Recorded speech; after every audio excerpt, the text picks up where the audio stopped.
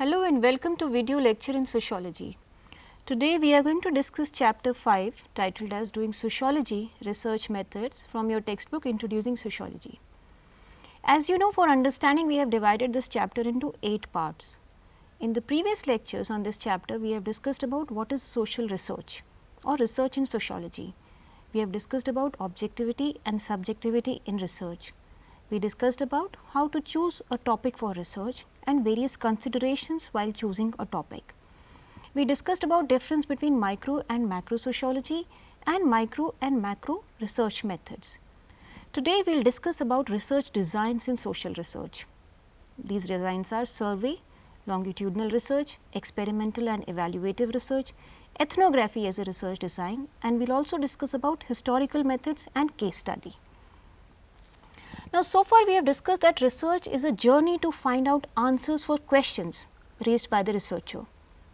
Now, researchers attempt to find objective explanations of the issues under investigation. A wide variety of research designs are used by researchers during the process of research. Now, you may ask, what is a research design?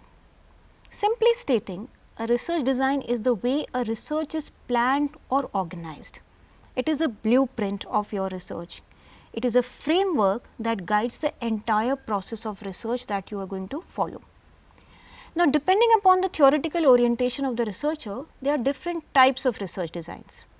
Research designs have many different purposes or the purpose that they serve or what is their aim. Among research designs, an important distinction is made between descriptive and exploratory research design. Now, what is the difference? Descriptive research is about trying to generate a much more clear picture about something or how something works or functions, often on the basis of exploratory studies done earlier or previously existing studies. For example, a descriptive study of social change might describe what kind of changes have come about as a result of process of urbanization, or it may study how family structures and functions have changed over last 20 or 25 years. Descriptive studies are often inductive in nature, as the researcher is likely to draw his conclusions on the basis of his observations. Explanatory research, on the other hand, poses questions that why something happens rather than why or how it happens. It identifies possible causal mechanism between different variables. Another important distinction is between qualitative and quantitative research designs. Quantitative data can be measured, whereas qualitative data cannot be measured. A researcher's decision to use qualitative or quantitative research design is dependent upon the nature of problem being studied by him.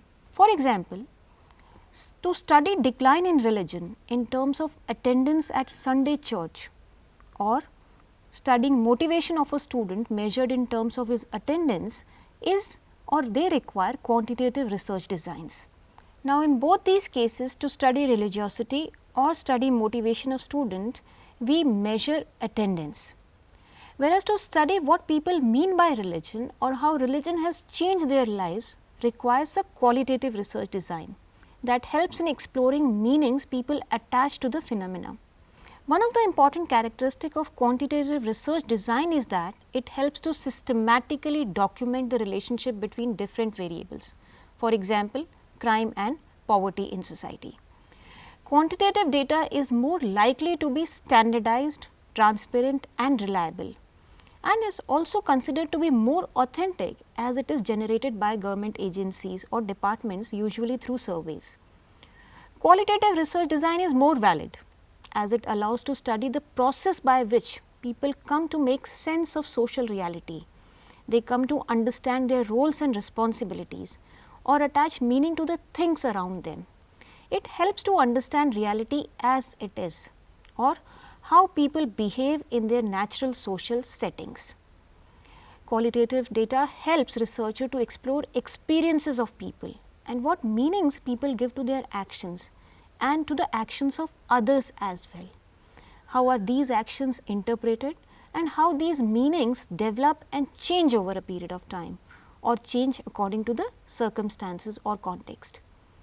Along with these distinctions, let us discuss major research designs in sociology. Let us list these research designs. These are survey, longitudinal studies, experimental and evaluative, comparative and ethnography. Let us begin with surveys. Now, you must have come across this word survey many times in your life. Survey means to take a general view or overview. Like scientists survey the physical terrain, social scientists map out the social aspects of reality. A survey is usually quantitative but not necessarily. Data or information in surveys is gathered from people by asking questions, filling questionnaires or conducting face-to-face interviews. You must remember that survey is a research design, it is not a research method. Survey data can also be collected through other methods such as using documents. Survey is often used to assess thoughts, opinions and feelings of people on certain things. It also helps to map out relationship between different variables. For example, in advertising, you must have filled some survey forms. Now, will you consume something only because it has been advertised by a celebrity whom you like? This can be expressing your opinion or feelings about a product. Surveys can be specific and limited, but it can also have a global widespread goal as well.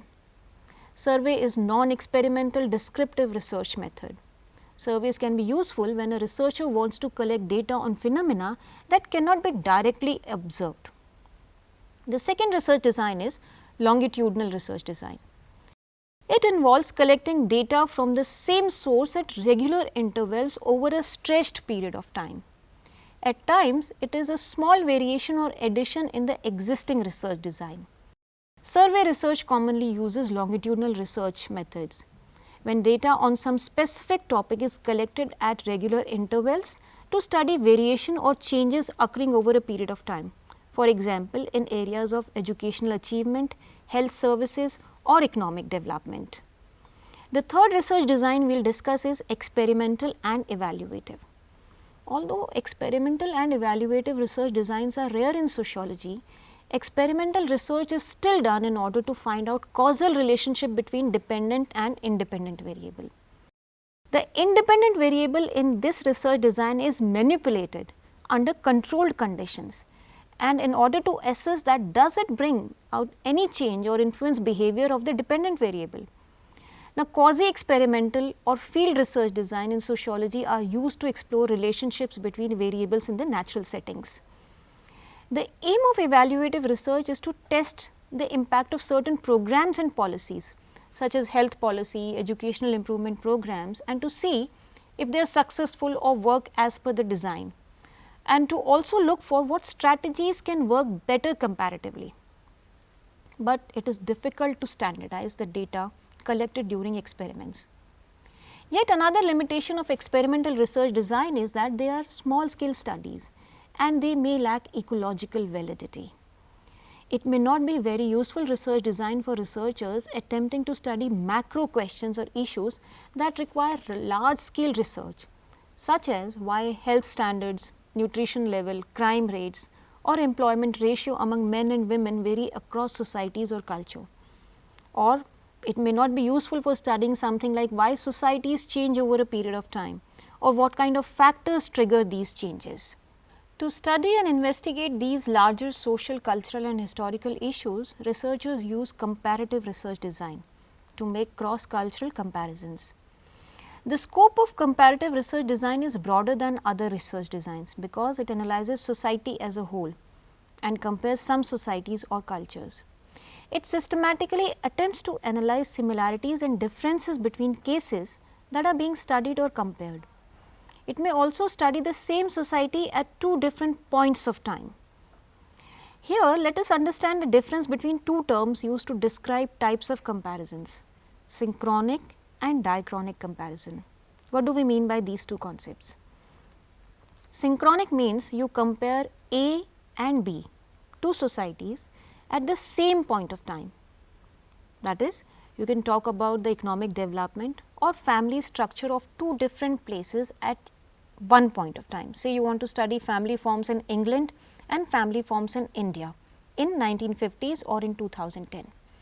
Diachronic means you compare one society at two different points of time. That is, You want to study the family structure and how it has changed within one society. Say family structure in India from 1950s to another 50 years, say in 2000 and now in 2010. The last research design we will discuss is ethnography. Now, ethnography is a qualitative research design that aims to explore cultural phenomena. Ethnography is the study of social interactions, behaviors and perceptions that occur within a group or among people within communities, in organizations or in teams. Ethnography is the study of cultures through close observation, reading and interpretation. It is based on field work. Now, the aim of the ethnography is to provide a detailed, in-depth description of everyday life and practices of people. This is sometimes referred to as thick description. Let us discuss the main features of ethnographic method in detail. In ethnographic method, people's behavior is studied in everyday context or in the natural social setting rather than the artificial conditions created by the researcher as done in experiments. The data collected during ethnography may be gathered from range of sources, but observation and informal conversations are usually the main methods to collect data. Next point is that the focus or unit of analysis in ethnography is usually a small number of cases. It can be a single setting or group of people of relatively small size. In life histories, research may be done even on one individual. The approach to data collection here in ethnography is flexible and fluid or can be spontaneous and unstructured also.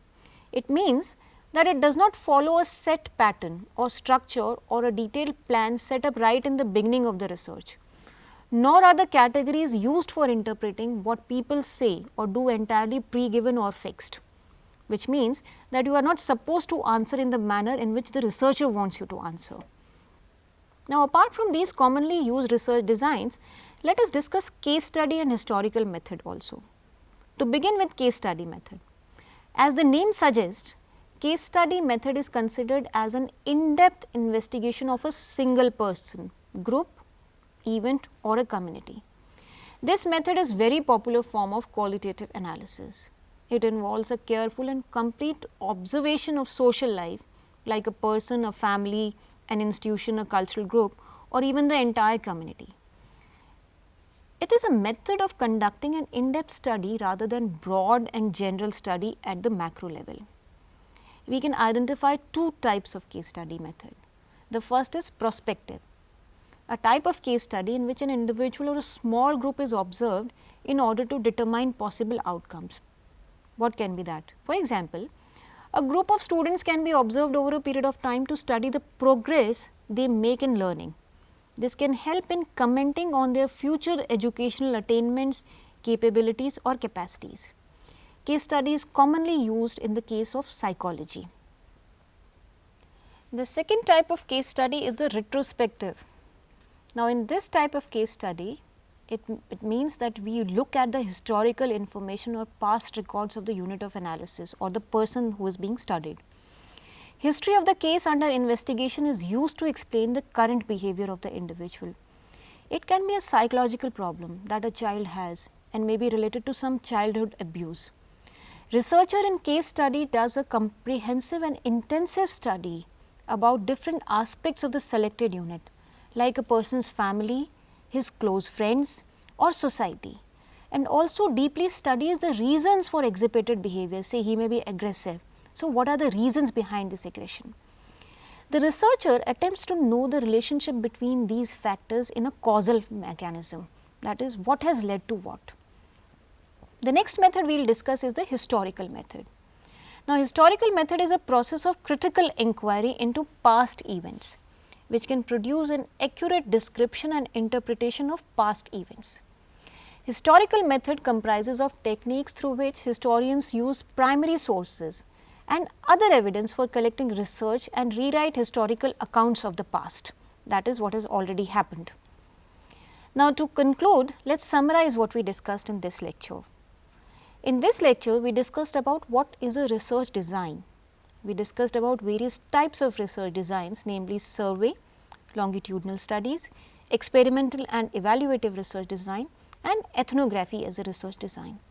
Apart from these research designs, we also discussed about the case study, prospective and retrospective, and briefly discussed about historical methods. In the next part of this chapter, we will discuss about various types of research methods. Till then, you can enjoy reading this part of the chapter. Thank you.